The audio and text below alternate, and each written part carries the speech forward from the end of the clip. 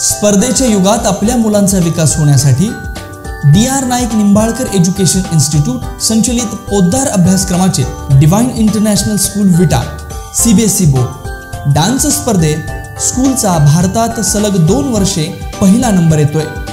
भारतामध्ये सलग 5 वर्ष शिक्षणामध्ये नंबर 1 असलेलं एकमेव स्कूल म्हणजे पोद्दार स्कूल। मग वाट कसली बघताय? चला तर मग आपल्या पाल्याचा शिक्षणासोबत सर्वांगीण विकास करण्यासाठी आजच पोद्दार डिवाइन इंटरनॅशनल स्कूल मध्ये ऍडमिशन घेऊया। नमस्कार, मी मयुरी आणि आपण पाहत आहात 7 स्टार न्यूज। शिवनी तालुका कडेगाव येथे विद्युत वितरण कंपनीच्या प्रमुख लाईनचा जंप तुटून तारांच्या शॉर्ट सर्किटमुळे तब्बल 16 एकर क्षेत्र जळून खाक झाले। शिवनी येथील सुपनेकर ट्रान्सफॉर्म जवळील जंप तुटल्याने गुरुवारी दुपारी शेतकऱ्यांचे 25 लाख रुपयांचे नुकसान झाले।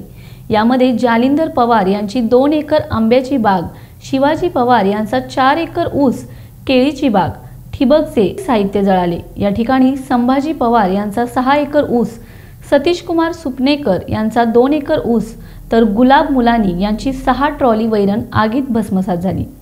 आगीची तीव्रता जास्त असल्यामुळे शेतकऱ्यांना आग विझवणे कसरतीचे झाले। आगीत झालेल्या नुकसानीची भरपाई विद्युत महावितरण कंपनीने द्यावी अशी मागणी शेतकऱ्यातून केली जात आहे। आग विझवण्यासाठी सोनहिरा साखर कारखान्याच्या अग्निशामक दलाला यश आले। हेमंत व्यास, 7 स्टार न्यूज, कडेगाव।